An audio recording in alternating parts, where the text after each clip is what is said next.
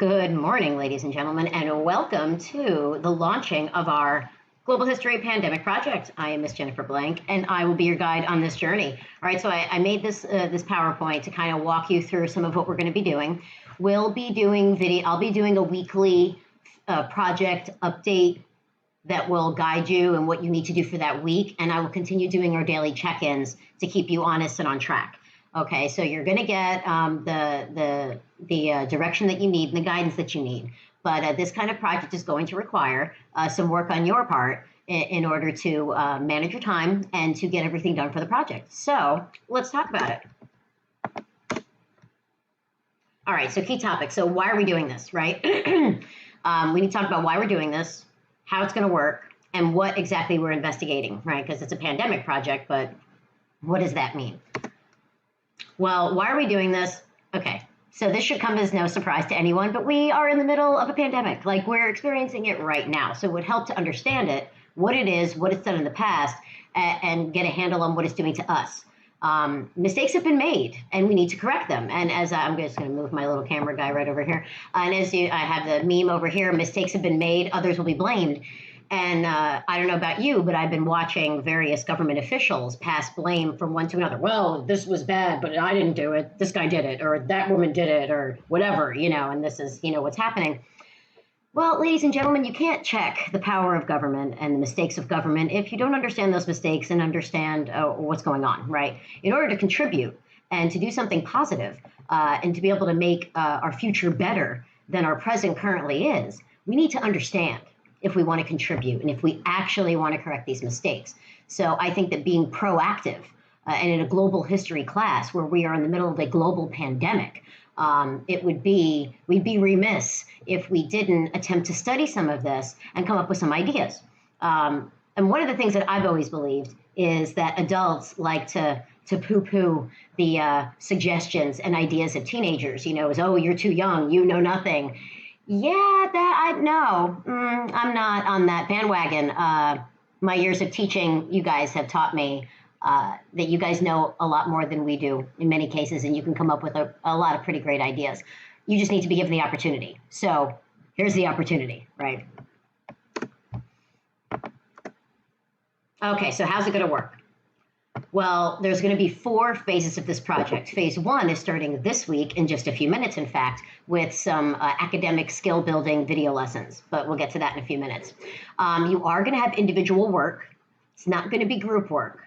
In this kind of online environment, I think it would be difficult for all of us, myself included, to manage that and to guide that as it would need to be guided. However, I am going to group you guys, but you're not going to be dependent on each other for completing assignments. What you are going to do is you're going to use each other's resources. So in Edmodo, you're going to be grouped in small groups based on your assignment, and you're going to be able to share information and share resources with each other. If you have a question, if you're looking for a source and you haven't been successful in finding it, for example, your first line of defense is going to be the small group members, right? You can post some resources there, good stuff that you find, you can share with them. Whatever they find, they'll share with you. If you have a question, you can ask it there and they can answer it. Okay, so we are going to be engaging in some group work, but your grade won't be dependent on it, okay? So we want to facilitate the sharing of information and idea bouncing, all right?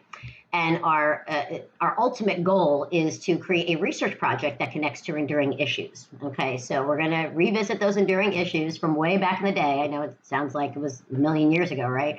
But it's going to be research, and we're looking to connect those, the ideas and the information we get from our research to enduring issues. So what exactly are we investigating, right? What are we investigating? Well, first, we are there we go. All right. So this is, up here is our central project question. Okay, this is what we're investigating over the course of the whole project and all the phases. So we're going to compare and contrast responses of historical pandemics to the current COVID-19 pandemic. In some sub-questions, we want to ask, how has the impact of interconnectedness, that impact of interconnectedness is an enduring issue, how has that impact of interconnectedness changed those responses over time? And have human responses remained the same across time periods and societies? So what we want to see is how has the fact that we are a very connected world, more so than we've ever been in all of human history. We are more connected than we have ever been as a species, right?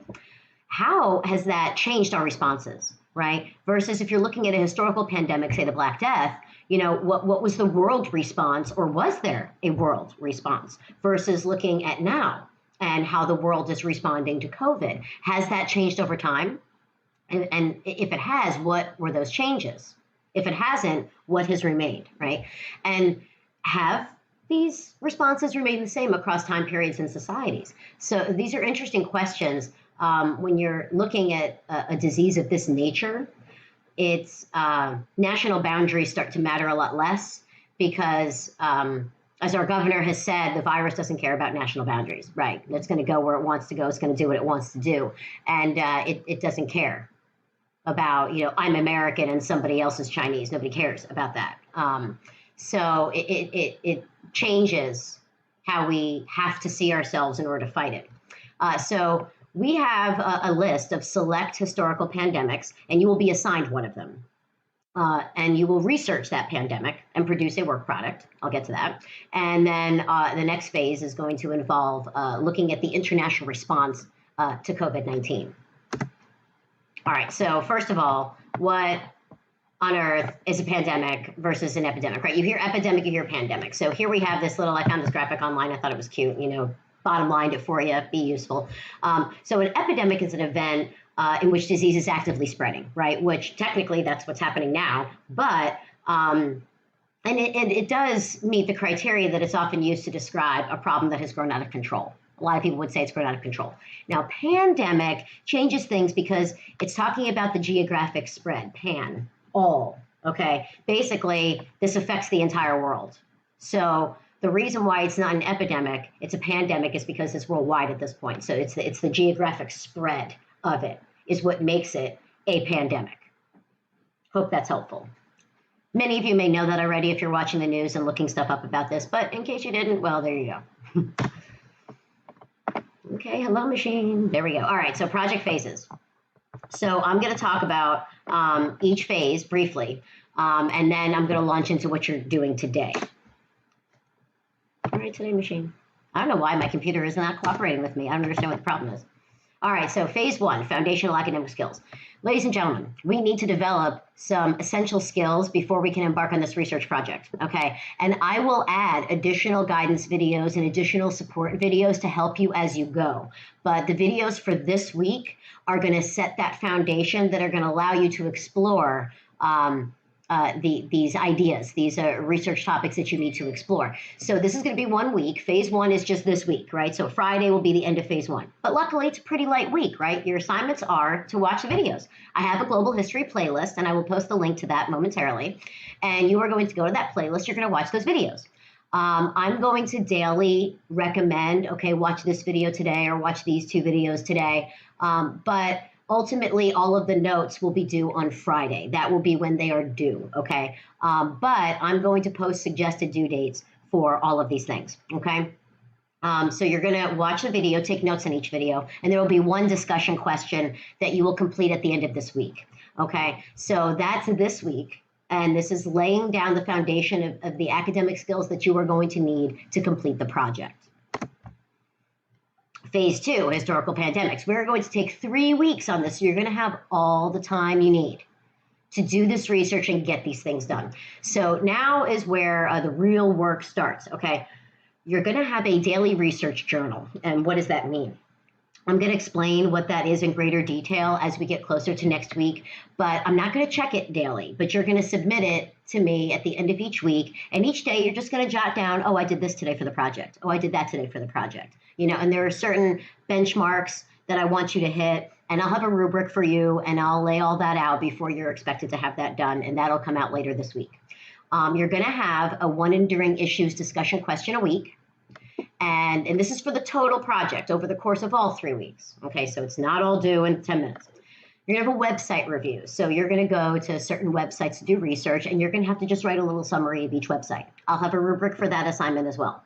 And you get to choose your final work product. I'll give you some options of what would work, like a PowerPoint, for example, or you could make a video. explaining your historical pandemic. You could write an essay if you wanted to.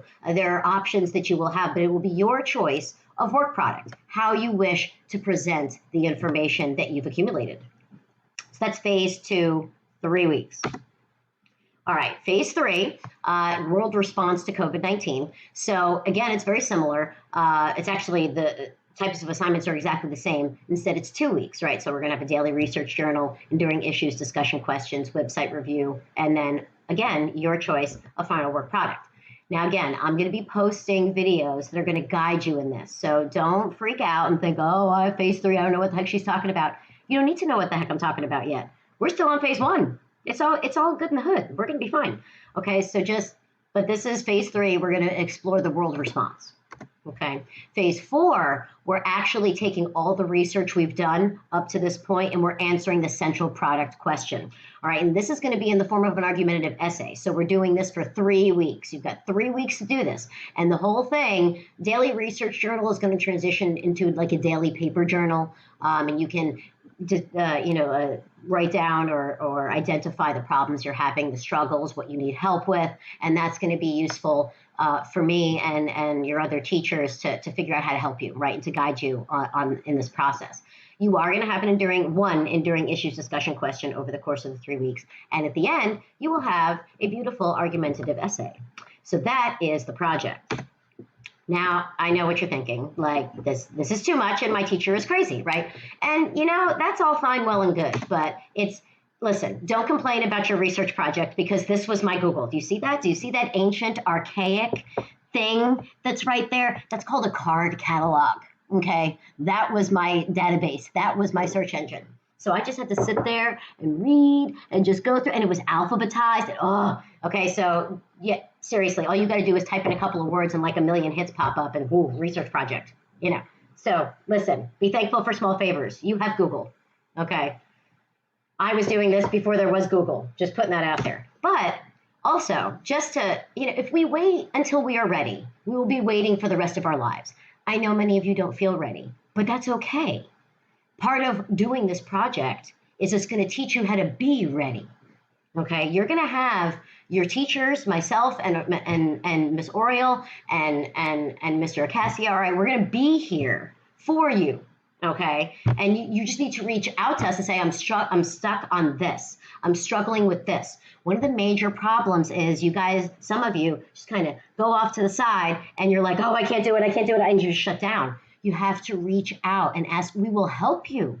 You just have to come to us. But if we wait until we're ready, we'll be waiting for the rest of our lives and nothing gets done. So you can't wait until you're ready. You just got to go for it. Never mind the fact that strength doesn't come from what you can do. It comes from overcoming the things you once thought you couldn't. Okay, if you want to build confidence and build your skills, part of that is trying and failing and trying and failing and then trying and getting it right. Right? You got to fail a little bit and you got to be okay with that. You've got to be open to that. And you've got to be open to learning from the failure and moving past it, being better because of it. That's how you grow. That's the only way you grow. And that's also what this project is about.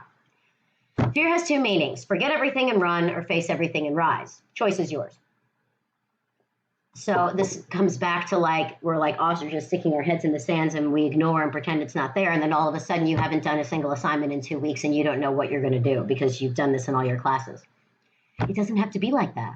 Just little bit each day. That's what the daily research journal is about. Little bit each day. And you'll get there. Just small steps. All right. So bottom line, Miss Angelou, amazing, amazing woman. Nothing will work unless you do. So that is the end of this video. I will see you in the next one. I hope you're as excited as I am to learn these skills and embark upon this project. Who knows? We might just come up with the answers the world needs. You never know. See you guys.